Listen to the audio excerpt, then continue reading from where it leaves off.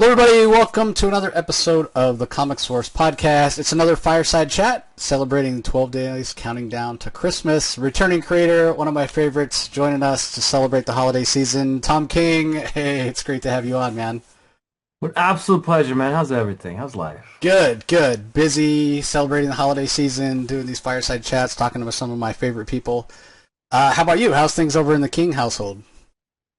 Things are good. You have a very close circle, so you can't see that I have 1,000 presents scattered on my floor behind me. So I'm slowly being buried in this in my office. But things are real well. Thanks for having me on. I really appreciate it. I know we do this a lot this time of year, but it's very nice. It's very warm-hearted, and warmly welcomed.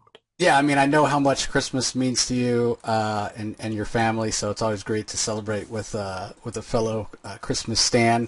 And you've kind of had a banner year, man. You know, I've run into you at various cons throughout the year. You worked on the Superman movie. The Supergirl movie just had its trailer drop the other day, which is based on your A Woman of Tomorrow series. So yeah, I mean, but yet you're continuing to write comics. It's not like you've gone Hollywood or anything. So looking back on the year, I know we're not quite to the end of the year, but looking back on 2025, like, how are you feeling about how things are going? I mean, it's definitely a transition time, career-wise for me, which is a weird thing to say at my old ass age. This is because I'm definitely like 90% of my work now is Hollywood, which is very weird, as opposed to 10%. But yeah, yeah, probably since 2016-ish. I mean, for 2018, about my mark has generally been 90% comics, 10% Hollywood, and this is the year it flipped. This is the year it became 90% Hollywood, 10%. I mean, And is that where you want to be? Are you happy with that?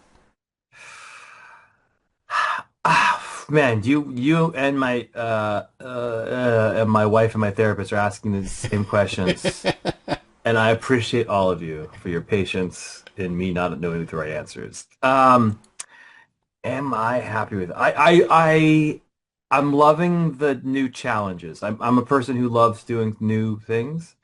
Um, Obviously, I'm someone who kind of who has started over before. You know, I had that first career in the CIA, which I sort of left um, when I was 30, and then kind of to get to comics, I was about 35 when that started. So this feels like I've been in comics about 10. It's been exactly 10 years since Vision #1 came out. I think it was like literally 10 years ago, like 2 months ago. So this feels like, okay, I've done a decade in comics and now I'm trying something else. So it feels somewhat natural. But I don't know. No, I have no idea if it's the right decision or not. I should have a more definitive answer for that. All I know is that I'm very much enjoying everything I'm working on, and as long as I'm doing bad, it can't be that bad. Yeah, I mean, as long as you're feeling challenged and the creative juices are flowing, but I totally get it. I mean, it's so hard when you're in it, like maybe it's easier 10 years from now. Hindsight's 2020, as it were. Um, but yeah, I mean, I just personally hope that it's rewarding and you're getting I know how much you put into it. So I want to make sure, if there's anything I could do, like little old me, I buy my tickets to go see your stuff. And I buy That is the best thing you can do. So I appreciate. No, no, the best thing anyone can do is if you saw that Supergirl preview and you thought it was cool, or if you saw that Supergirl preview and you thought, man, this is terrible. Either way, and you want to see what it's based on, and if that's good or not, go out and get Woman of Tomorrow, the graphic novel of that, because I'm so proud of that, and I'm just so proud of its association with this movie. So that's the one thing anyone can do. But I don't know why no one has to do anything. I'm doing very well, thank you. Yeah, I mean that is a wonderful story. Bilquis Evely, your artist on that, collaborated with her on other things, Eisner award-winning things, which is amazing, which we'll talk about in a little bit. But yeah, I mean that story is kind of, it epitomizes who Supergirl is in such a great way. Um, and I feel like James has a really good understanding of these characters, and he's kind of one of us in a lot of ways. So I'm sure getting a chance to work with him is nice. You hear about the horror stories of people that don't really understand the characters. And DC does seem to have somebody at the helm who has a good understanding, which I appreciate because that hasn't always been the case. Uh, I can't speak for the history, but I can speak for James. And I can say yes, that's he understands the characters. He gets these characters. He loves these characters. He's passionate about these characters. He reads the comics. He's read the comics since he was a kid. I have worked, like I said, in like little spaces in Hollywood for many years, and I've never found someone who so much loves comic books and inside Hollywood who loves comic books and comic book cultures as much as James and wants to put uh, there's always sentiment in comics that like or in Hollywood we what is comics. It's kind of there's almost like a we this is something we take from, we don't give back to. They're like there's sort of you guys. There's my brain is terrible at this horrible analogy, but you guys lay the eggs, but we'll take it from there, and we'll raise the chickens. James isn't like that. James is very much, he wants high tide to raise all the boats. He wants comics to be as successful as his movies are. And it's just incredibly appreciate how much invested he is in that. But as for Supergirl, the thing that scares me most is I knew this was coming. Obviously, this Supergirl movie I've known for years. Um, but what that means is that this Supergirl itself I was not a huge thing. I mean, not to say it wasn't, lauded at the time. It got good reviews, but it wasn't like the best-selling comic at the time. And I didn't, I don't know what their words are, but I didn't take. I wrote it like I would any other comic. I wrote, one issue a week and sort of let it go out to the world. And I love everything I do, but it wasn't particularly made to undergo what it's about to go through, which is to be examined on every level Right. and read by, literally millions of people. When I had no idea that would ever happen.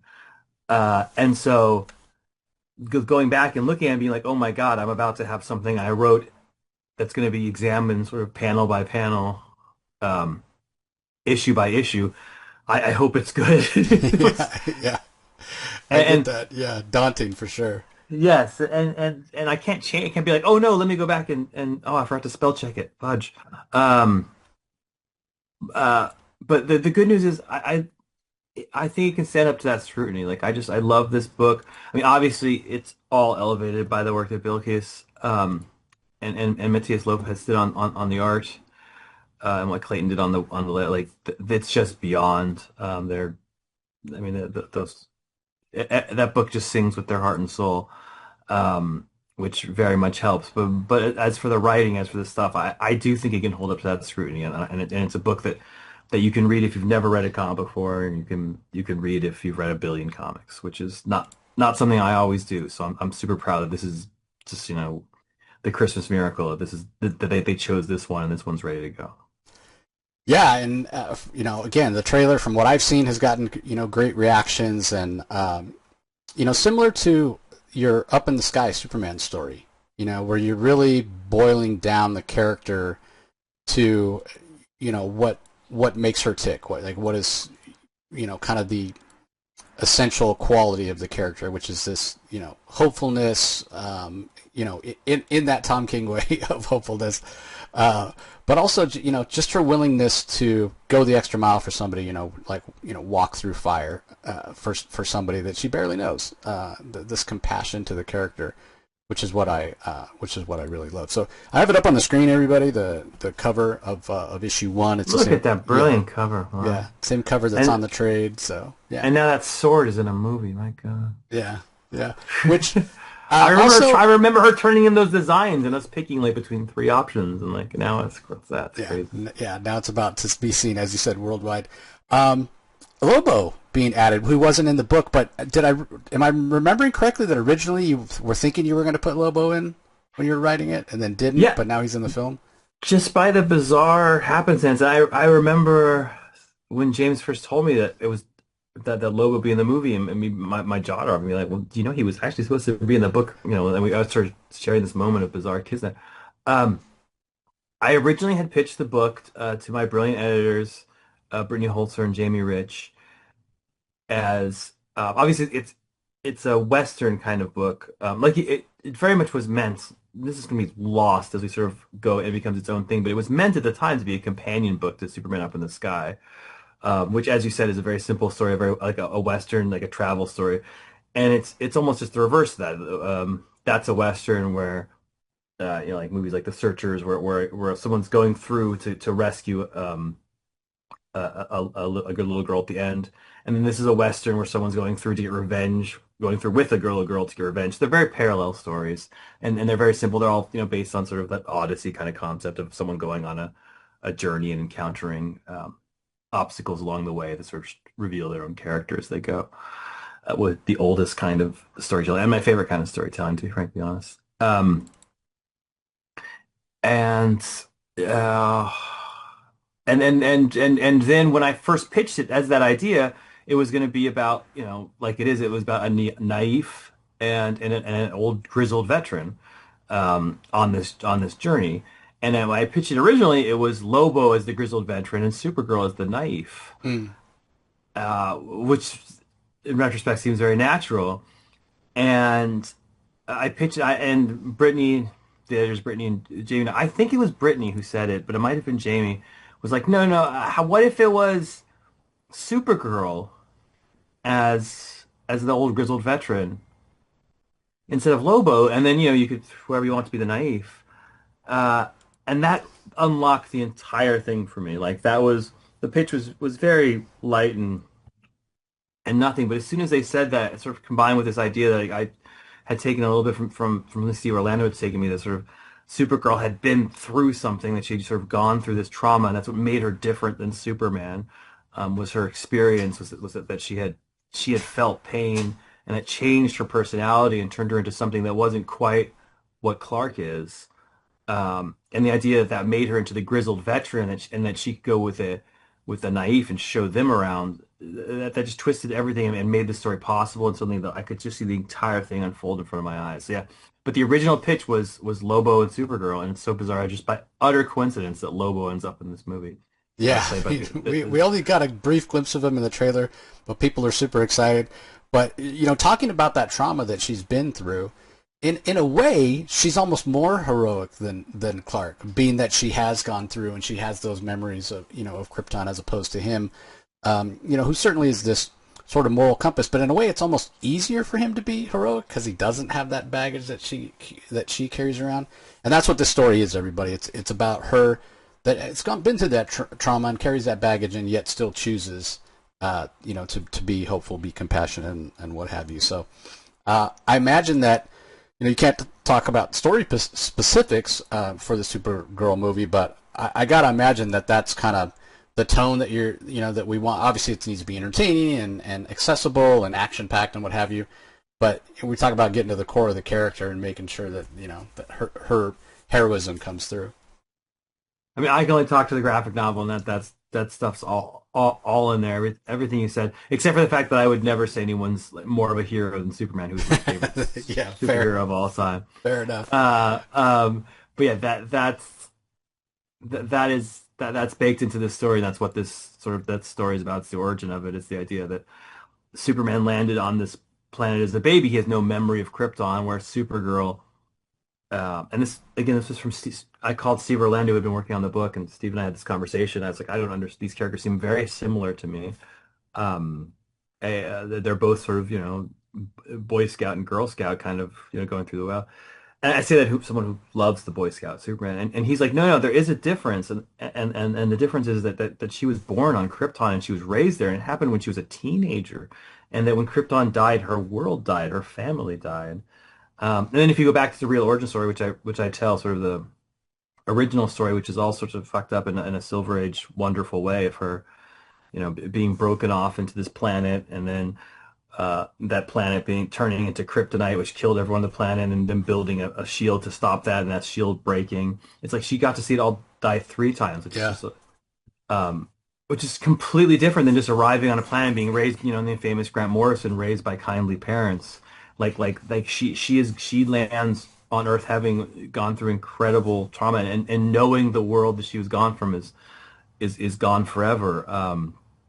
That's it's the difference between sort of an orphan story and an immigrant story, and and yeah, and her heroism in the face of that, um, and her dealing, with the fact that her cousin is this sort of utterly perfect, everyone's favorite superhero, and how that also affects her. I think elevates her to become, just one of the pillars of the DC universe. There's something so utterly relatable about, each of us has gone through some crap in our lives, and yet we Yeah. still have to we have to deal with that crap and make it part of our strength instead of part of our weakness as we go forward. Yeah, and Steve's run on Supergirl really leans into that too. You know, her constantly choosing compassion. So if you guys haven't checked it out, I definitely recommend Steve Orlando's run on Supergirl. Yeah, Um, I hate the fact that he gave me that advice because in every interview I have to freaking drop his stupid name. And Steve's one of my good friends, and so he knows how much I resent the fact that I have to keep talking about him. yeah, you know, and what's interesting, I don't know if you've been reading Jason's Absolute Superman, but he kind of borrows that in a way. You know, he has Superman Kal-El come to Earth much later. It's a Kal-El, and I love it that had a chance to get to know his parents, Jor-El and Laura, and learn values from them, and remembers and has a little bit more of that trauma. So in a way, um, Absolute Superman is a little bit like Supergirl as well. It's pretty interesting when you think about it. As someone who has spent his entire career copying things Jason Aaron has done, God bless if he took one thing from me. Jason is one of my favorite comic book writers of all time and one of the most solid guys you'll ever meet, one of my favorite people. So that is the biggest compliment he could ever get. I'm sure it didn't come from me, but I'm going to claim that next time somebody points out that I stole all of the Batman Catwoman from Thor, the three timeline thing, which I utterly did from Jason. So, Yeah, and uh, Jason, a huge Superman fan as well, yes, which and is from Kansas, which helps too. yeah, exactly. Yeah, he was telling me when before Absolute Superman even came out, I was interviewing him at San Diego one year, and he was talking about this Superman nightlight he'd had since he was like 7, and like still had it. A Superman trash can, like from the movie, all that stuff was like great. Well, we were praising Bilquis for her incredible art on Supergirl, Woman of Tomorrow, and totally well deserved. But she did win an Eisner for her work on Helen of Wyndhorn that you did with her, which is And, another and, and a Ringo, she won a Ringo Anna too. Ringo as well, well deserved, and another story with a really strong female character that's been through some trauma as well. And man, I love this story. It's so hard for me to choose when we talk about what's your favorite thing that Tom King's done. Because people ask me, they're like, "What's your favorite Tom King story?" Like, man, it depends on almost what I've read last. But I reread this recently. Like, I think it was sometime in October I reread this. It was the first time I'd read it all in one sitting, as opposed to reading the monthlies as they came out. And man, this is just such an incredible story. Um, No, thank you. and I sort of feel like it's got a great Tom King ending where it could continue in kind of the same motif because there's little time jumps between the issues, um, but it could exist just as it exists, and you could never come back to it, and I would be okay with that as well. How do you feel about the ending and kind of the reaction? And is this one of those books that people, because again, a lot of people know your Marvel stuff, the Vision. You've won plenty of Eisners for your work over at DC. I feel like your independent stuff is a little less well known. So how do you feel about this looking back now that it's been out for a little while? And do you have people coming up to you talking about this book a lot? Yeah, I'm so incredibly proud of it. And yeah, this one broke out. It's been a big hit for Dark Horse, and for us.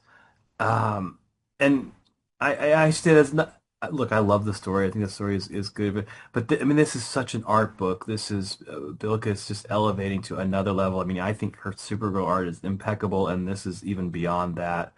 Um, just I feel like you're just looking at the best comics can do in terms of presenting just gorgeous visuals, in Helen and what her and Matt did. It just is wonderful. Yeah, it's funny because it was written at the time.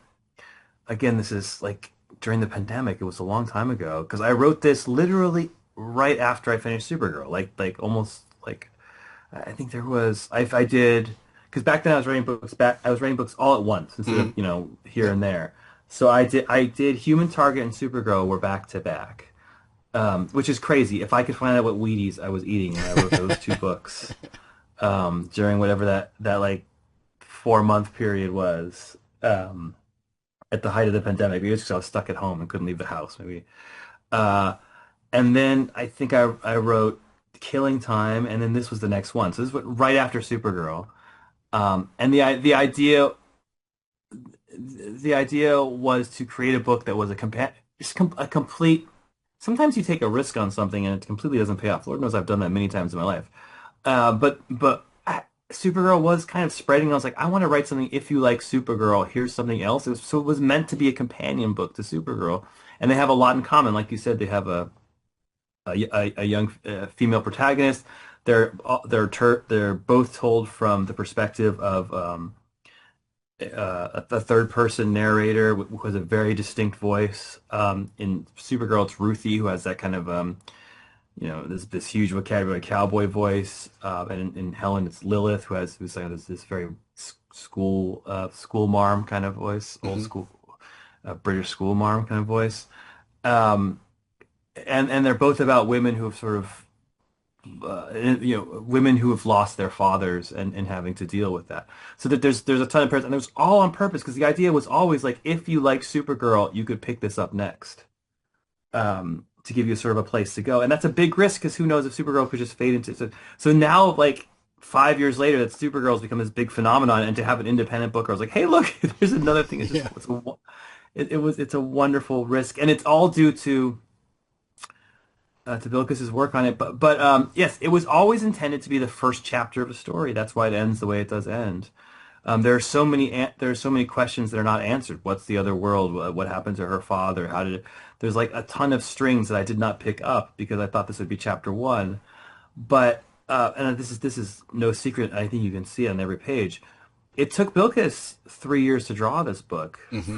for 6 issues. So I couldn't be like, okay, here's the next chapter. Yeah. Here's the next 3 years of your life. I was like, and Lord knows she's the nicest person in the world. She probably would have said okay and just did that. So we're taking a little break, and it's entirely up to her how she wants to spend the rest of her life. So I'm just waiting for her to give the green light to be like, this is the one or that's the one or whatever she wants. Because Yeah. I'll I write can't. whatever she wants. So it's up to her entirely if more comes or if this works as a complete story. But to me, it's a first chapter of a bigger story. Yeah, and I wouldn't want you to do it with anybody but her, and I'm sure you feel the same way.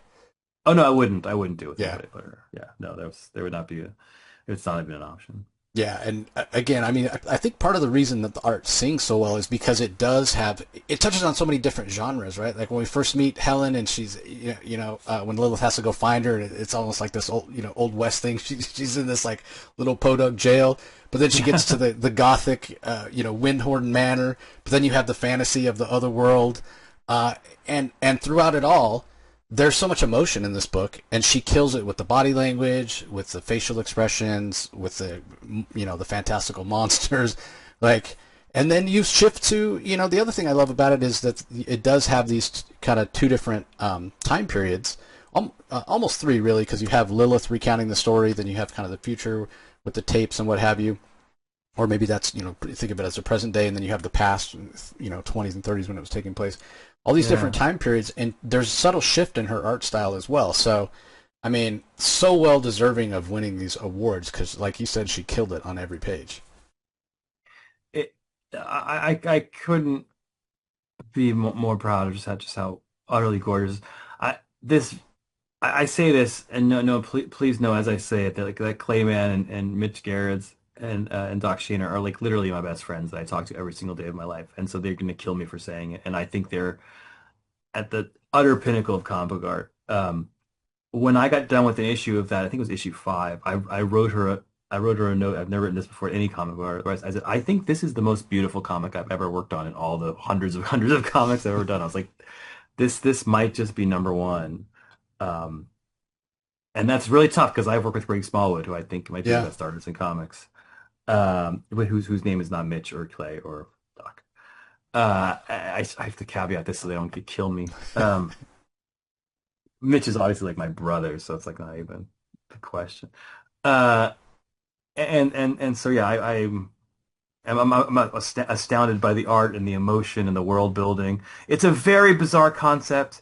it came from a lot of different places, but like the main place it came from is Bilquis sent me sort of a mood board, like things she wanted to draw after Supergirl, and it was a lot of old pulp art, a lot of Alex Raymond stuff, both in terms of like his you know Flash Gordon stuff, but also like the Rip Kirby stuff. So there was like a little noir kind of mixed into it, and um, and then at the time I just happened to be reading a lot of Conan comics, old Roy Thomas, John Buscema Conan comics, which I was just loving at the time, and also Wuthering Heights, Yeah, get which is that. now going to become a new movie.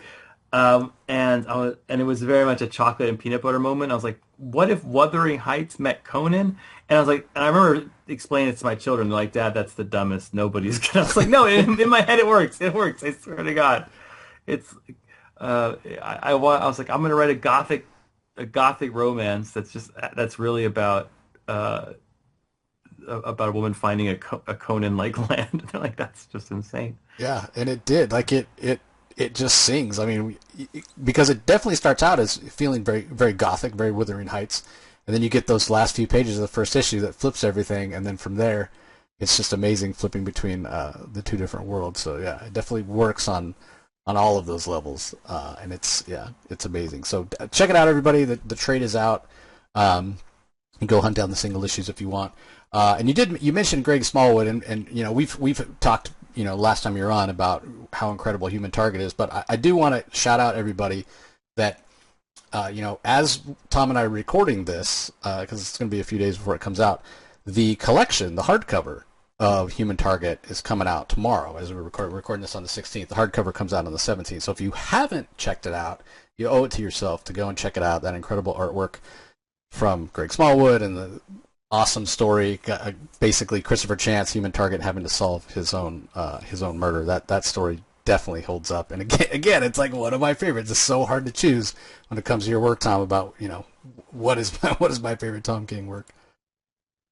That's I mean, if you read my introduction, which there's a typo in my introduction which drives me insane, so I'm not going to harp on it.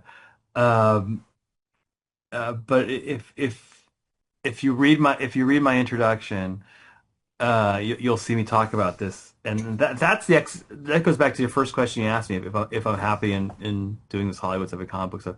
It really goes back to Human Target, which I wrote 5 years ago. But um, when I look at that book, that's everything I ever wanted to do in comics. It's the I wouldn't say it's my favorite thing I've ever done. I think Mr. Miracle is maybe my favorite thing I've ever done. And Supergirl is way up there too. But Human Target was just like, oh, that's what I set out to do. That's the mountain I set out to climb when I decided to come into this industry. Not to say I'm done, but I don't know what do you do when you sort of climb the mountain. Even if you hate that book, you love the book. I just love it so much, and it's just it involves all of my passions. It's noir, it's sexy, it's about death, it's about old comics, it's about stupid funny comics from the 80s. I couldn't get enough of the JLA stuff. It has all my favorite characters. It's the only comic I ever wrote where there's actually a cool person in it. And that idea of like, oh, I sort of did the thing I wanted to do, I think led to me sort of leaning more into this Hollywood stuff to try to find another mountain, another hill. I don't know, because I'm a crazy person, or maybe that's just the excuse I give. I don't know, one of those two things. Yeah, well, I definitely will say that if we're talking about people loving Guy Gardner from the Superman movie, Guy Gardner has an incredible role to play in Human Target. Like He does. I love what happens to Guy. It's amazing. It's sort of in a way he's kind of pivotal to the story, but not in a way that you might expect, and certainly not in a way that we're gonna give away here, everybody. So go and pick it up. I'll put the hardcover on the screen so you know what it looks like. For people reading the hardcover who haven't read the story before, there is a typo. We're gonna fix this in the like I said, there's a typo in the introduction. That's one typo. The other typo is when we wrote the story, Greg took a break because it's a fantastic art between issues 6 and 7. He took a 3-month break to catch up, which was totally natural. If you see the art, you'll understand why. And in between that, we did a special sort of one-shot issue that went between 6 and 7, called "The Tales of the Human Target." It wasn't intended to be something you had to read if you need to read the rest of the story. You can read all the story without it, but it was sort of an extra to give you behind the scenes with some fantastic art, by like I mean, and Raphael Albuquerque. Uh, and it's never been collected before. So this is the first version where we're collecting that single issue, that sort of extra issue that you can read that has sort of background stories that again don't affect the mystery at all, or the rhythm of it all. And because it didn't affect the rhythm, I didn't put it in the middle. They said, "Do you want it in the middle or the end?" I was like, "Put it at the end so that you can read the whole thing, and then you read this." And when it got published, they didn't put it at the end, which is such a small detail, Yeah. but at the end of the story. So you'll read the whole 12 issues, then you'll turn the page, and there'll be one more issue, and you'll be like, "What the fuck is this?" What's going on? Yeah. So if you do read it, please know that at the end of the grade, so there's supposed to be the end that will be fixed in the trade. And just don't be confused if there's one more issue that's kind of not that it's not supposed to come after. Just be like, "Oh, this is this is not an afterwards or something." It's just supposed to be an extra Yeah, I rather think than of it a like an end credit scene that just enriches yeah. the story, but it's not. Yeah, it's not That's right. necessarily. Yeah, So my apologies to the audience that the 12th issue doesn't have a the end at the end. but yeah, I mean, I completely hear you when you say this is what you want to do because I know what a huge fan of noir you are and what a huge fan of romance you are, and this certainly Oh my leans God, in. look at that Yeah, cover. Look at that new cover by Smallwood. yeah, Oh, yeah, look absolutely, at that. absolutely gorgeous. And I guess Tyson Chance, the that's a great best. segue to talk. If we're talking romance, we got to talk about Love Everlasting, which you did with Elsa, which is amazing, and is another one that I imagine at some point there will be more. But again, it takes a lot to get Yes. and Elsa's very busy with other things as well. But this is an interesting book. I don't know where it's. I still don't know. We're what 15 issues in, and I'm still not 100% sure where this is going to go, which I love. I love that I cannot figure out where we're going yet. I love how weird my indie books are. I don't think of myself as a particularly, I don't know, but the ideas are very out there, and I really love that part about them. Yes, yes. This is interesting in terms of where we're at. So I wrote the first 15 issues, and then Elsa got some offers to do her own writing, which is wonderful. So she decided to take a break, but it was going to be a big break. So 15 issues is exactly half. So it's 15 out of 30. So three trades, there'll be six trades in the end, there'll be six chapters. Um, and the good news about that is if you hadn't heard, this has been sold, it's being made as a movie from Sony Pictures right now. Um, and as part of that deal, I had to write the second half of it because they wanted to know how it ended. They didn't want to buy half the story. So I've written the second half, so I know exactly. This is not sort of a situation where I'm writing to something where I don't know where it ends. I have written the next 15 issues, and they are ready to go as soon as Elsa and I line up all the stars to make it happen. Um, as with Bilquis, I wouldn't do this with anyone else besides Elsa. So it just has to be her. But this is an utterly insane story. With some crazy themes that if people haven't read it, it's a super simple concept. It's about a woman who's sort of stuck inside love stories. Every time she's in a love story, and every time she completes the story, every time she falls in love with the leading man, and they agree to be married, she disappears and appears in another love story. Um, and she's supposed to forget, but she starts to wake up and realizes that's what's happening to her. That she's living this very bizarre life that she's been living for many, many, many, many years, where her entire existence is romance. And so it seems on its surface like a romantic story, but it's actually kind of a horror because she's caught in this endless loop of what is life if my life is just to fall in love with the random boy and then start over and fall in love with a different boy, and who is doing this to me and why, and how do I get out of this trap? So it's a horror book disguised as a love book. And if you know Elsa's art at all, it's perfect for that because on the surface, I feel like Elsa's art has this kind of pleasant, 50s Darwin Cookish style, but it hides this like little edge of emotion of what's really going on underneath. There's just like a little blood waiting to come out, which is just utterly perfect for this concept. Yeah, and the main character Joan, she's as you mentioned, she's starting to learn that she's been being manipulated, and she's already grown and had a little bit of an evolution, and she's got much more of an edge now than when she started. And with some of the things, we won't spoil it, but some of the things that were revealed in 15 with the character that shows up toward the end of 15, and then the final line of 15 where you realize that she's remembering. Yeah. Yeah, it's like one of the things I'm contemplating because again, this was something I think I reread it during the summer, and again, just trying to figure it out. And I'm like, is Tom trying to say that love is torture? In a way, Joan is being tortured because you think about it, like in that high school way, right? When or even this is the perfect time of the year to give this reference, right? When Liam Neeson is talking to his adopted son in Love Actually, and he talks about they're on the bench, right? And he talks about the absolute exquisite pain of being in love, and it's because his father's laughing, his stepdad is laughing, Liam Neeson, and he's like, "Oh, I thought it was going to be something bad," and the little boy's like, "What's worse than being in love? Like the exquisite pain of being in love." That's perfect, man. Right? Yeah. That's this love everlasting. I think the idea is love not on your own terms is torture. I think that's Yes, true. Yes. yes. Love when you are not the moving factor, when it's not your choice is torture. You should be able to choose your own love. Yeah, which I again, think I part mean, of so love. many of us can relate to that. Being in high school, thinking it's life or death, right? If I can't be with this person, I don't want to That's live. right. Blah blah blah. That's all of that. Yeah. Oh yeah, all of that. All of that's there. Yeah, yeah. I love that book, and I can't wait for the movie to come out. Jeez, we're working on it now. So yeah, It's so one of the main when you things. say you wrote the other half, so you didn't just like finish the story in terms of like a outline or whatever, like you've written the actual scripts. No, so it's a very detailed outline, which I don't usually have. The Okay, scripts gotcha. I still have to script it. So but it's literally like issue by issue. If anyone has this is so technical, but Love Everlasting is modeled after old romance comics. And old romance comics, nobody remembers this, but they were typically a comic book that consisted of three 8-page stories. Was kind of that was the general format for them. And literally, this was like 50 years of comic book history, and thousands of these came out.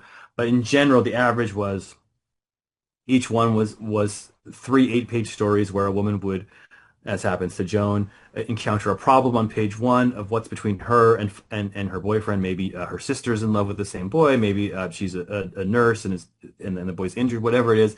And then by page 8, they would have resolved that and gotten engaged, and they have one kiss. And then you turn the page and it starts over. The whole thing starts over again. Yeah, And I didn't just base the plot in Love Everlasting. I based the format on it. So that if you read Love Everlasting, each issue is 24 pages. Each is made of three 8-page chapters. And so in my very detailed, I know what each of the little 8-page chapters is, and each of the issues is. So it's a very detailed outline of what it's going to be. yeah. So yeah, I you'd be able to knock. basically I just got to add the Yeah, dialogue. yeah, you'd be able to knock that out pretty quick then when Elsa's ready. When Elsa is, and when it's not all on her. It's also on me. I'm just especially with Mr. Miracle these days. I'm just insanely swamped. Yeah, Um, yeah. and Archie. So yeah. Fair. Well, that's a good segue into the next book that I wanted to talk about because this was you returning to a monthly, which This is my last book, the last one. Oh my yeah, God. which I was surprised when you agreed to do. It was almost like you heard somebody say, Tom, he can't do monthlies or doesn't do monthlies anymore. You're like, hold my beer. Let me do Wonder Woman. So we just had the end of the Mouseman, sort of Mouseman Island arc, which then is going to lean it into the Wonder War. And obviously you can't spoil or what have you, but man, what I love about this is the way that she humiliated Sovereign, and the way that she humiliated Mouseman. Your Wonder Woman is a badass, Yeah, she's unapologetically a badass, and I very love much that. so. And I feel Very much like so. I don't hear enough people talking about the fact that she just kicks people, even though you made her a mother. She's got that motherly instinct, and maybe that's what it is. Maybe it's the mama bear instinct of why she's just so formidable now.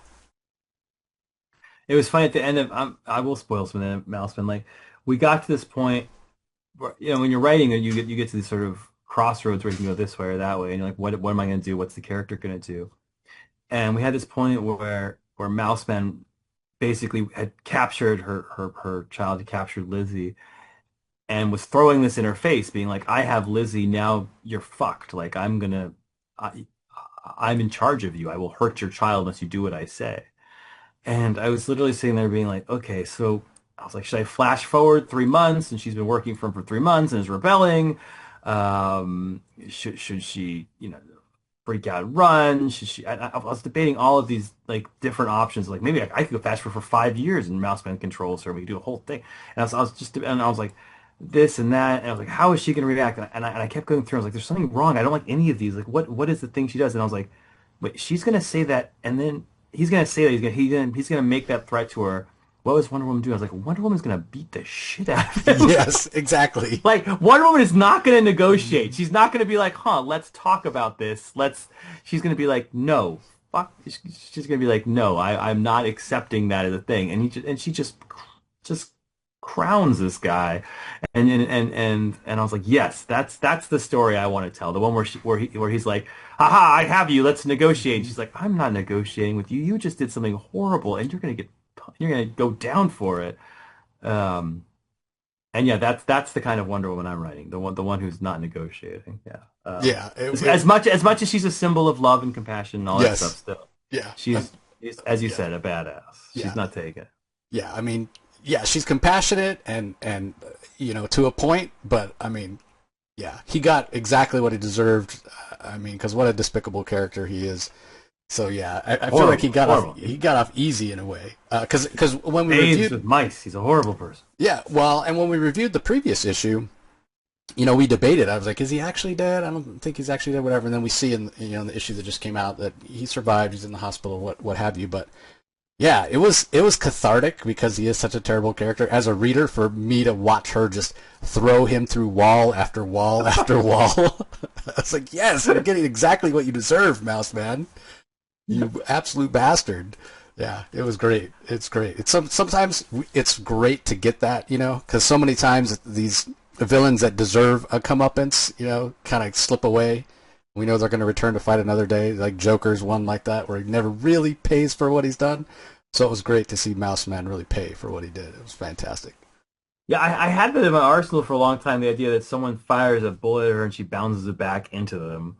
And I was like, that's a badass moment. I have to save that for the right person. And then when I was with Mouse, I was like, oh, this is the time. Yeah. It's time to use that tool where someone fires and she bounces it back into him. But he doesn't die. I made very clear. He says, he gets it. She just really hurts him. He should not have threatened her child, and also not taken over that entire society and made them all suffer and outlaw language, which is not an unkind thing to do. And what I loved about what she did, like she knows that he's, she gives him a gun or whatever. She knows what he's going to do, but she gave him an out. He could have chosen not to do that, right? But it's like. That's another thing that that I love. It's there if you want to look for it. I choose to see it as, man, the kind of the state of the world we're in right now. It seems like maybe, possibly, people are starting to see, hey, look if it's not the consequences of my actions and the choices that I'm, you know what I mean? So that's cathartic a little bit in a way. Also, could be a few more people that maybe could realize the consequences of the choices they've made. That kind of put us in this place. So Wonder Woman is very much a book from the beginning of someone who does not like dictators, who does not like people who take power away from the powerless in order to enrich themselves and make themselves feel better. That's not what Wonder Woman likes, and that's been the theme of the book since issue 1. It's definitely been a theme running through Wonder War as we sort of go forward in time. Yeah, and it seems like we're going to start paying off some of those, the story of Emily that we, met in the first issue, because we've seen the Matriarch, we had some flash forwards in this last issue. Oh yeah, I love the parallel between. Not a very nice person, jeez. Well, the parallel between, right, because she's Emily's daughter, Lizzie's obviously Diana's daughter, and those parallels and the different because Lizzie's a completely different character than the Matriarch, especially with what you're doing with Belaine in Trinity, which we'll talk about in just a minute.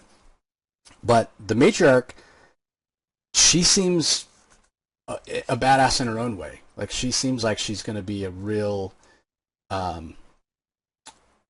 challenge in the Wonder War. So obviously we don't want to spoil, but anything you can tease about the Wonder War of what's to come, action packed, more psychological? Like, what are we in for? It's action-packed, psychological. It's very much inspired by my former mentor, who I was assistant to, Days of the Future Past. This is a time skip into a hellscape future where the entire basically the entire world has been taken over by this villain called the Matriarch. Um, and it's it's utterly epic because it's in the future, and you see sort of old woman Wonder Woman, and Trinity and what happens to them 20 years from now, and fight and again in the role of rebels against someone who has again taken power from the powerless, and taken sort of all the things Wonder Woman hates, taking freedom away from people, taking love away from people, uh, taking people's ability to choose and to enrich themselves, and it's her going against that again.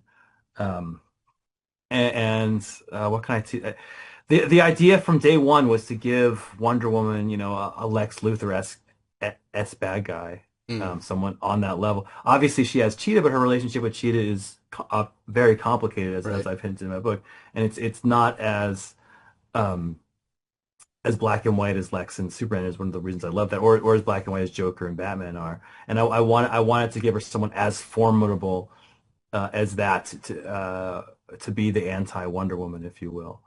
And that's why if you look at the design of the brilliant design by Daniel Sampour, who's been with me since day one and continues to kill on this book, it's all black and white. Wonder Woman is obviously a very colorful outfit with her, and so this is the opposite of that. It's very simple, and I believe my description to Daniel was evil Disney princess in black and white, and and he he absolutely nailed it.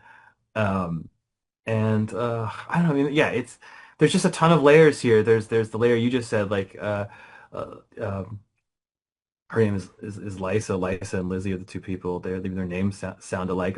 They're both children of the first children of an Amazon and a human, for lack of a better word. Uh, and they were raised together. Obviously, but they're raised in very different circumstances. We saw Emily got killed in the island of Mouse and Men, um, and they're very different fathers between Steve and the Sovereign. And we're going to see how sort of those that just minute differences cause these two girls who were almost raised as sisters. Yeah, there she is. My God, look at that perfect design. Um, to become completely different people, one the antagonist of the other. And then, yeah, I mean, the sky's the limit with this character. She's just so badass. Just her will is beyond. She bends. You'll see Mouseman returns as we start this thing. Mouseman is now her servant, basically her butler. That's how badass she is. Nice. Like Nice. the big bad of the last arc is now just her butler. Like that's who she is. And if you've seen some of the flashbacks, she's killed Batman. She's obviously done some bad things to Green Lantern because she's wearing one of those rings. Yep. Martian Manhunter. She's not a nice person. And the only person left, the only resistance that's left from the whole world is Wonder Woman. And that's what we're playing on. It'll be right now it'll be an 8-issue arc, I think, between me and Daniel. And it'll be big and good. It's called the Wonder War. Yeah, that's awesome because I love to hear you say that the idea of the parallels because that's the thing that struck me, right? Like both her and Lizzie, their mothers are Amazons, so that comes with kind of a certain expectation, code of honor, legacy, and that kind of thing. And to see Lysa corrupted in this way and how that compares to Lizzie's choices and what have you is really really interesting. And the other thing that was awesome in the most recent issue 28, everybody was getting to see Jorge Fornes really showcase what a badass the Matriarch is, taking out in this arena, taking out these classic Wonder Woman foes like Grail and Giganta, and yeah, it was fantastic. I mean, he's another one of those great artists that you've had the opportunity to work with, in Rorschach and what have you. So I'm hoping we get to see a little bit more of his artwork in the Wonder War. I will work with Jorge anytime, any day. He's one of my favorite artists in the world. We did Danger Street together. We did Rorschach together. I think those people ask you like, what's the most underrated of your works? And those are the top two. I just think Jorge is just one of the best at the game. and I just love how he tells stories. And yeah, we're gonna see more of Jorge because I just love working with him. Fantastic. Uh, Well, yeah, it was super fun doing those, and he that was really hard to draw. First of all, it was hard to draw because you're coming in next to Daniel, who's like almost a perfect artist. And number two, like it was a PG rated book, and I had him brutally slaughter these yeah. villains, and so he had to draw that just on the edge of every single thing went to a lawyer being like, "Is this okay?"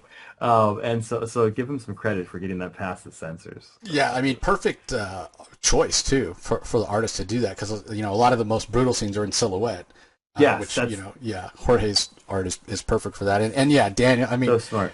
what's funny is so earlier this year, in preparation for the Summer of Superman and All In and everything that's going on over at DC, I got a chance to chat with Joshua Williamson, and we were Oh, talking. one of my favorite people. Talked to Yeah, him today.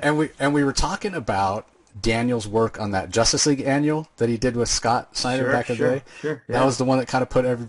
I had said to Josh, I was like, that was the one where I really like sat up and took notice, and then eventually had Daniel on the show to talk about his Future State Aquaman that he did with Brandon, and we became friends and everything. But what surprised me when I told Josh that story, Josh is like, that's when all of us realized that he was a superstar in the making. We all started fighting over him as well. Like everybody wanted to work with Daniel because he's such a great guy. Um, and he has just leveled up on this book. Like he has become even more of a talented artist, and like he's just he's like in my top three, no doubt. Artists Oh, working today. He's awesome.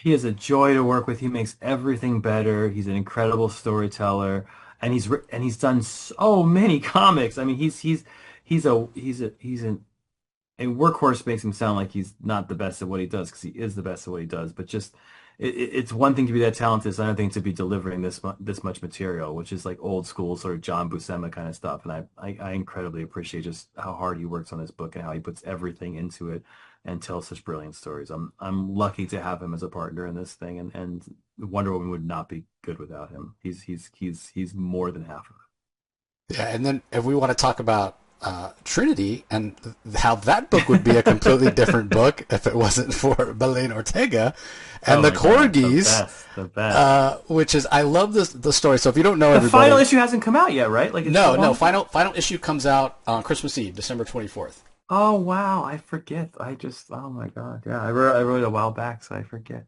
Yeah, and I remember, so Belen was the one that told me when this got announced, and I was talking to her at San Diego, and you'd done the backup stories in Wonder Woman, and like you had mentioned before about asking your artist, asking Bilquis what she liked to draw, and you asked Belen, and she's like corgis, which is crazy to me because most artists are like they don't want to draw dogs or horses or cars, right? Yeah. She said corgis and samurais. It was even Yeah, weirder than that. Corgis and samurais. I was like, okay, how am I gonna get corgis and corgis samurais and into Wonder samurais. Woman? Yeah. And from those incredible backup stories, then spins out this, where we have three different Lizzies from three different time frames, interacting, and a story of loss and missing her father, a romance with possible Jason Todd and Lizzie shipping, and it's so much fun. It's so much fun. I read this book and it puts a smile on my face because at the end of the day, corgis. So yeah, this one I feel like sort of captures the spirit of Lizzie in a fantastic way because when she first appeared, back in that one shot, she came across just in the way she was dealing with the Super Sons as a little abrasive. You know Yeah, what I for mean? sure. It took me a while to get her voice Yeah. right. Yeah, for sure. So I love the cuteness of this book because it softens her in a lot of ways. 100%. Yeah, I totally agree. I had some ideas in the beginning and it took me, sometimes you don't nail it the personality for a while, but now I kind of understand who you have to write her, you have to sort of live her life a little bit. Um, and so I very much appreciate. Yeah, this is my favorite thing I've written in quite some time. I utterly adore this. It's the antidote to the many, many books I've written about suicide and depression. Uh, it's it's light. It's it's funny, it's stupid, it's silly. It's so hard to sell this book because it's stupid and silly, and we're comics, so we're always like, no, the world's about to end, and everyone's gonna die, and dark side is responsible for this, and we're gonna find that. I was like, no, no, this is about three girls chasing dogs through time. Yeah, and it's so much fun. And Yeah. it's and yeah, and it's supposed to be. This is the first book I've ever written that my kids liked. I have three children, and they've never. I mean, they're like, "Oh, Mr. Miracle, what's that about, Dad?" "Oh, it's about existential crisis of being middle aged and not knowing if you should live or not." And I'm like, "What?" I'm like, "What's this one about?" I was like, "Oh, it's about a bunch of girls chasing corgis." And they're like, "Oh, I want that." They're like, so this is the first time where my like literally like when it comes to the door they all three of them are like, that's the book I want to read, and they sit down and they read it, and they laugh at my stupid wonderful jokes that I love, and the gift that is Belen Ortega in her sort of combination, and it's such a modern style of using manga influences and YA graphic novel influences, and mixing that with some just classic comic book. Putting those three flavors together to create something utterly unique is Belen's magic trick. And she does it here. So there's so much emotion and so much humor and so much beauty. To me, this was like, it's stupid to say this, but I love comics. I love everything about comics and growing up, that was like my big thing was, I loved Avengers, I loved Superman, I loved X-Men, but at the same time that I was loving all those comics, there was another half of my nerd, which was I loved comic strips. I loved Calvin and Hobbes, I Yeah. loved Peanuts, I loved Farside, um, I love Foxtrot, all that stuff. I was reading that Bloom County, Pogo. I was reading that with just as much vigor as I was the other stuff, and this is the first time I've got to mine that other half of the things I love, and put them into books. And that's what Belen does. Is she gives you that sort of comic strip, that sort of Calvin and Hobbes of it all, which I just adore. Yeah, I mean, well, you're not wrong in saying this is kind of the most anti-Tom King thing that you've ever done, right? Like, especially that penultimate issue, issue 5, where they sort Lizzie has found the corgi, but she pretends and Jason Yes, both pretend that they don't see it, so they can just yes. keep hanging out together. Like what a wonderful like preteen early teen moment when you're crushing on somebody and you just want the night to keep going.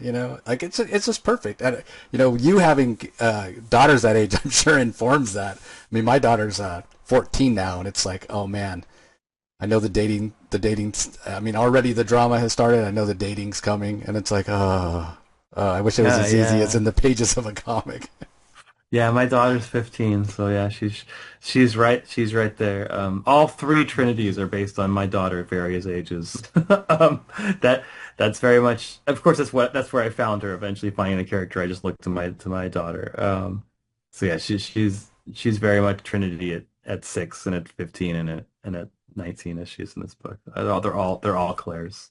That's Um, awesome. That's awesome. Well, and yeah. one other thing that got announced that's coming up, and this is Superman, Oh, right. Spider I've Man, never even I haven't talked about this at all. maybe. I haven't even posted about it, and I really should.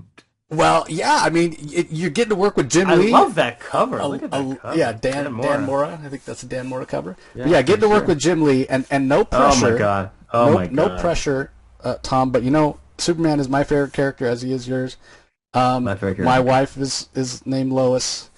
You're writing a Lois Lane story. I tried to make my son named Clark. I did.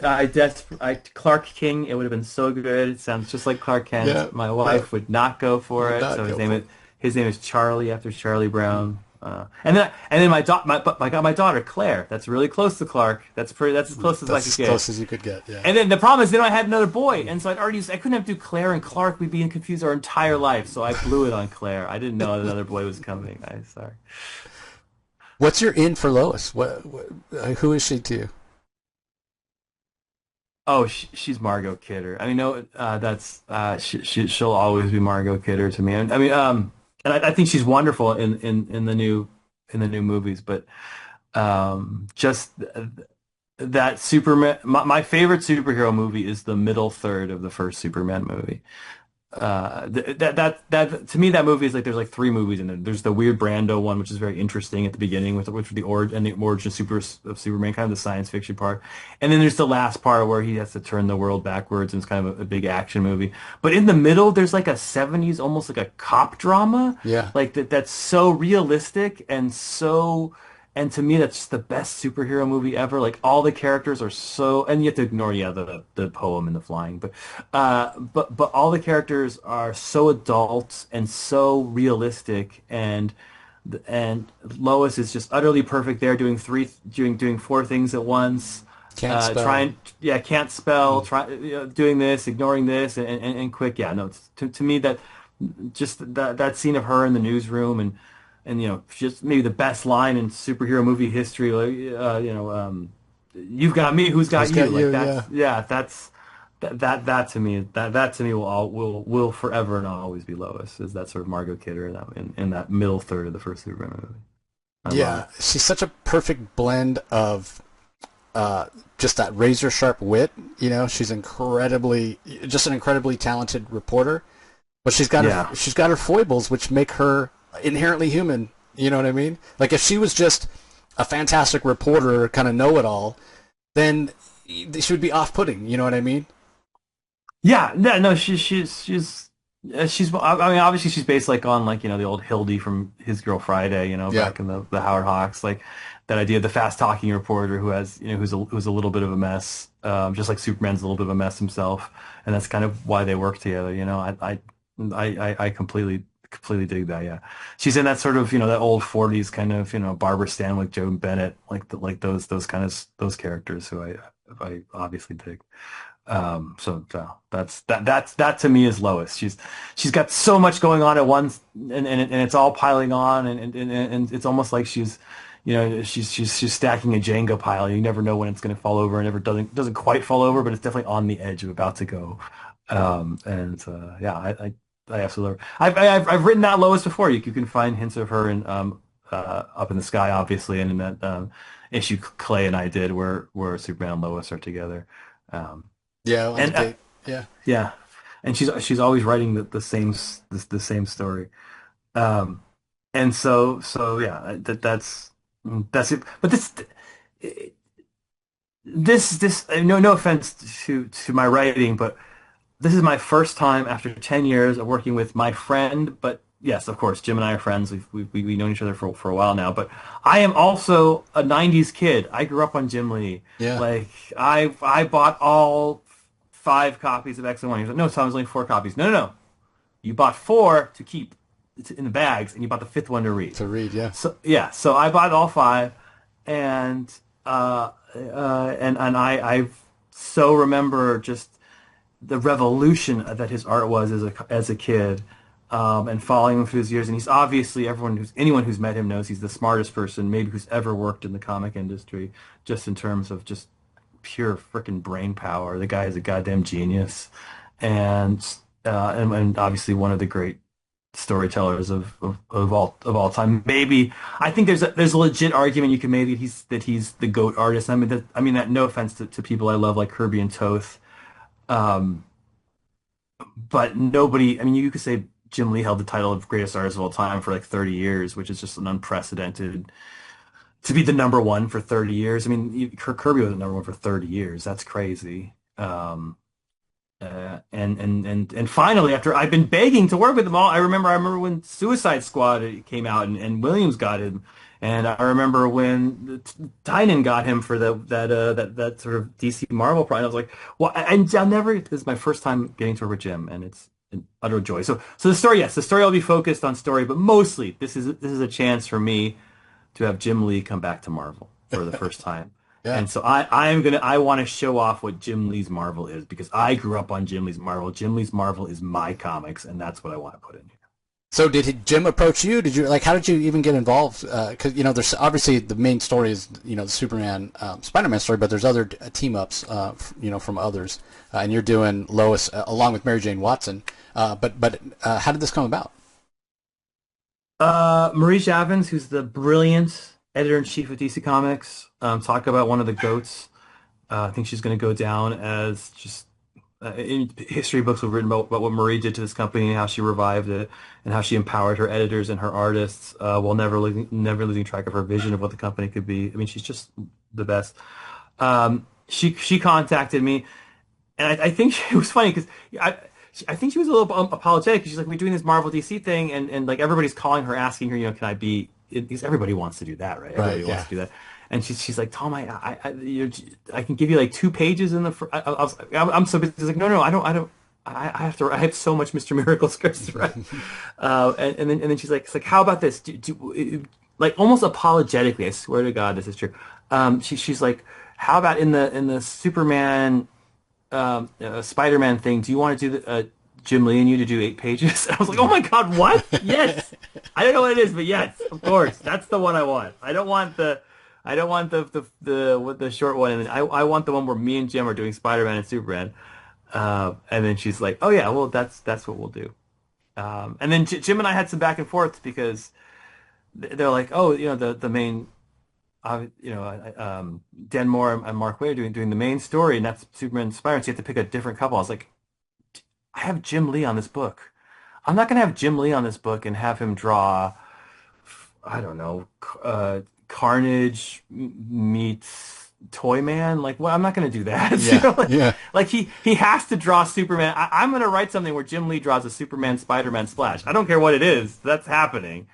And that's how I sort of got to Lois Lane and Mary Jane, because I can write a story that's centered on them, but I can still find a way to get Jim Lee to draw a lot of Spider-Man and Jim Lee to draw a lot of some other Marvel content that I think he needs to return to after being away for so long. So that was the jumping off point for this. Well, I love it because the other thing, you mentioned Jim being absolutely brilliant and a genius, and yeah, he's such an intelligent guy and such a great guy, nice guy, and so humble, considering what a career and what a superstar he is. But he, rightfully so, gives so much credit to his wife and partner for his success. You're similar. You couldn't do what you do, especially doing the Hollywood stuff, all the travel with the family, if your wife wasn't a superstar as well. So I love that you guys are kind of bringing your own, real life experience, telling a Lois and Mary Jane story, who are, in a way, the characters that are really the backbone of Superman and Spider-Man. I love that kind of duality, if you know what I mean, that kind of, that throughput, if you will. Yeah, I couldn't agree more. Also, don't you just want to see Jim Lee draw Mary Jane? And Oh, of course. yeah, like that's just, yeah, you want it. That's Jim and I definitely have that in common. We're people who work very, very hard and yet are incredibly invested in our families. And finding that it's not balance, but using our work life to make our family life better, and we're using our family life to make our work life better. We are both all in on that proposition, and are helped by our wonderful partners in all of that. Yeah, you mentioned, I mean, last year I was living in LA basically half the year writing lanterns. And so, yeah, Colleen was doing, God's work, making all that work, because my wife is a full-time lawyer here in DC, so you can imagine that was very tough on the family, but it was just it was a dream gig that neither of us could pass on. The idea of creating our own creating an HBO 9 o'clock TV show, and we just made it work. So, and I'm very lucky. Yeah, I can't wait for the debut of that. And kind of on that note too, I know that you got to go to the premiere of Superman when it premiered, and you got to, she obviously came along and got to experience a little bit of your world. That's true. Yes, I got to feel like, here's movie stars. Yeah, so that must have been gratifying to bring her into your world a little bit, and hey, here's a little bit of a payoff, and kind of gives her some insight into here's all the hard work, and thanks so much for doing that for me and allowing me to do this, and here's a little bit of the payoff, and seeing kind of the value of of what you're doing, because you and I have talked about this before. Like, I'm such a big believer in you can really tell the values that are important to a society by the stories that they tell, the fictions that they create. And so many of these stories are about seeing the best in people, being compassionate, helping out your fellow man, and we certainly could use more of all those lessons and more people emulating that in the real world right now, as you know.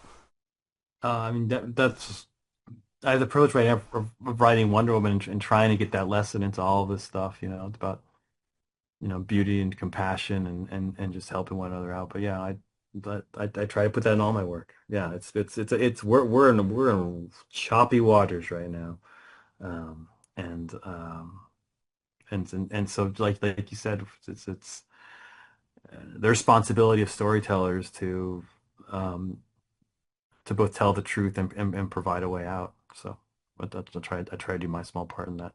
Yeah, I mean, even if it's just asking the questions or starting the conversations, there's so much value in that. And yeah, I mean, these choppy waters, as you mentioned, you live in D.C., you're right there in kind of ground zero for Yeah, the insanity. It's like, God, I remember us, having the same conversation, 5 years ago, and being like, "There's no, it's going to get better," and yet somehow, how did it possibly get worse? Yeah, whatever. We could go on a. That's a completely different podcast. We could go on a tangent. for sure, for Yeah. sure. I'm in occupied DC. Yes, we Yeah, have our yeah, um, 100%. So instead, we'll pivot to some holiday traditions. We've talked many times about all the movies that you watch during the holiday season and oh, I'm in how the much you middle of it guys, now. yeah, how much you. So anything new as the kids have gotten older? Any new traditions in the King family as you celebrate the holidays? I mean, well, oh yeah, there's lots of new traditions. Or I mean, I'm noticing for when my there's so many words coming out of my mouth. I have to get them one at a time. Um, this year, looking at the tree, my mother died 15 years ago. When she died, we took like the ornaments that she had, which were my childhood ornaments, Hmm. like baby's first Christmas from the 70s when I was born, and all that stuff, and sort of the stuff we had kept, so there's like a Looney Tunes thing from 1994, and that was basically the tree that we had when we were a kid. It was all decorated with stuff from when I was a kid. Right. Um, and this is the first year my oldest is 17 now, and I'm looking at the tree, and I'm only seeing the stuff they've gotten from their childhood. Like it's such a revelation to be like, oh, here's like, oh yeah, that's the time you were like super into Pokemon, so we have a bunch of little Pikachus here, and then you were super into baseball, and so we have like all these like Snoopy playing baseball and that kind of stuff. And it's for the final time I'm looking at it, I was like, I don't even see my mother's ornaments at all. This is no longer sort of this legacy tree of my childhood. This is now your childhood tree, which was it puts a tear in an old man's eye to kind of see your family evolve that way, and sort of build upon something.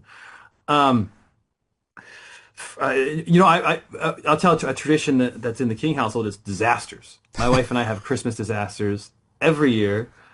I'm sure I've told this story. We had one year where the kids' presents were stolen.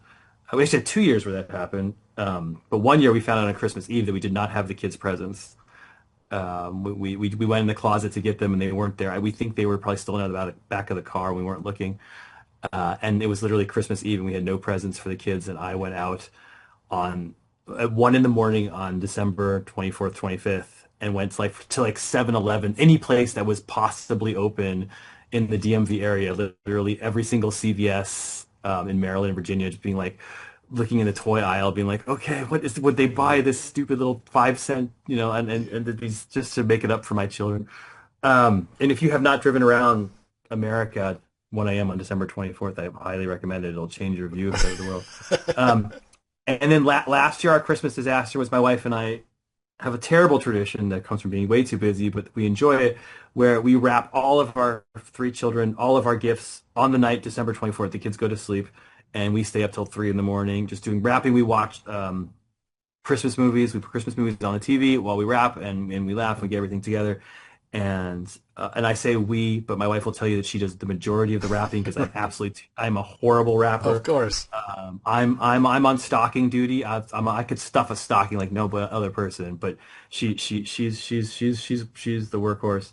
Um, and so we were doing this last year, and we lost all the power, and DC went out, of course, and in the middle of the night. So we had no power, and it's obviously very cold here, so it's getting very cold, and so we literally had to get candles into our basement to light by candlelight, and it's fun to wrap a bunch of presents in front of a television. It's less fun to wrap them in front of the absence of of Right? nothing, Yeah, and in with the the dark. cold descending, and realizing obviously you have kids who love their Switches and video games. You're like, we can't download this shit. We need until the fucking, the internet comes back on. We're like, we need to, like literally 4 in the morning. It's like, oh, Wi-Fi's back. I'm download. Get the game, get the game. Um, and so, but this year we've already had our Christmas disaster. I say, knocking on wood. We were carrying our tree back, and we got because we got our biggest tree we've ever gotten. We got a 9-footer. I know it's nothing compared to your 30 trees. I know you'll Yeah, but shame none me. of them are 9 feet. We don't. Our ceilings aren't tall enough for that. Yeah, we have in our living room. We have very tall ceilings, so we got. I was very proud. Like, we're going big. We're pushing the limits. We got a 9-footer. My son, who's now 17, was carrying the tree with me, and I was in the front. He was in the back, and we were. It was like 2 blocks. It was like the Boy Scouts were selling it at a church. We bought the tree there, and we were walking it back, and I was like, my arm's hurting. I'm gonna switch hands, and I switched, and I grabbed the tree too far from the front, like a goddamn idiot, and our tree broke in half, Oh uh, no! just cracked, and you've never seen 3 children lose the Christmas spirit. And go from being like, this is our tradition, we bought the tree, and now we get to decorate, and just being Yeah. like, Daddy broke the fucking tree. And we had paid, I don't how I we had been like, $200 for this tree, and I almost couldn't just like go back and be like, oh my God, what are we gonna do? Carry this tree back to the place and be like, Yeah. I'm sorry we broke it. Can I have another $200 tree? Yeah. And I was like, oh, it was almost the humiliation. And Right. so like it's like we're sitting there I'm sitting there with like half 2 pieces of trees, and this is where a marriage could work for you, because my wife and I did not either of us get upset at the other one. We're like, okay, we have a problem. How do we solve this problem? My wife's like, I'm going to CVS. I'm getting tape. I was like, okay. She went and got tape and super glue. I went and got a bunch of nails and hammers, and I literally put a bunch of nails into the stem. She got back. We poured super glue on it, put the tree back on, and then duct taped the tree back together. And you can't tell. I swear to It's God. still standing right now. It's still standing right now. It fucking worked. There's so much duct tape on That the is tree, but awesome. it is still standing. And yeah, but I don't know which of the 3 things worked. I think it's mostly the duct tape, but yeah, between the nails and the super glue and the duct tape, the tree stands and has ornaments and lights and the whole thing. And there it is. That's amazing. Your kids are going to remember, like, every year, right, when I go to San Diego, there's always something that happens, or New York is kind of the same way. And then I always end up framing the convention. Okay, that San Diego was the year where I had to share a hotel room with a smelly guy. Or that New York was the year I crashed the Marvel party, or whatever. This will always be, like, 2025 will always be the year that you guys made a 9-foot Christmas tree in 2 parts work. That's right. That's the way it is. And I'm still waiting to come home and just have the top fall completely off. You know what? If it makes it through, if it does that on December 26th, I can count that as a win. We're almost there. We got a week and a half. Yeah, If yeah. this thing can hold, that'll be the Christmas. That'll be the miracle. Fantastic. Well, I got to let you go. We were way over the hour that we planned on chatting. Of course, yes. And thanks so much. It's always great to catch up with you, Tom. And one of these years, I'll have you and your whole family out for our annual Coco's Cookie and Cocktails Christmas party that we have every year. So you can Please. see. I would love to. Yeah, the festiveness that we have here in the Milam household. Merry Christmas to you and your whole family, and thank you for doing this. Thank you for keeping this conversation going. Thank you to all your listeners for this. It's greatly appreciated. It means the world to me. Yeah, definitely go check out some of those books that Tom and I had a chance to talk about. If you haven't read them, you're in for a real treat. Before you go see that Supergirl movie, go check out Supergirl Woman of Tomorrow. That's the big one. You can ignore everything else I said and just get Supergirl for a friend. The little $10 like bookstore edition comes out January 6th. So yeah, that's what do they call it? The DC Compact series, which those are selling like gangbusters as well. You mentioned right here on my desk. Yeah. You mentioned what a fantastic job Marie's doing. I mean, God, I was just talking to somebody earlier today about you look at like the top 20 comics for last month, and it's like 18 of them are DC books. Like, Absolute is killing it. Next Level's about to come out and kill it. Like, it's such a great time. to be a comic fan. So It really again, is. as Tom said, we both wish you all out there in the audience happy holidays, Merry Christmas. Hope it's a safe and happy time for you. Whether you're checking us out on YouTube or the audio feed, we really appreciate it, and we'll talk to you on the next one. Thanks, Jace.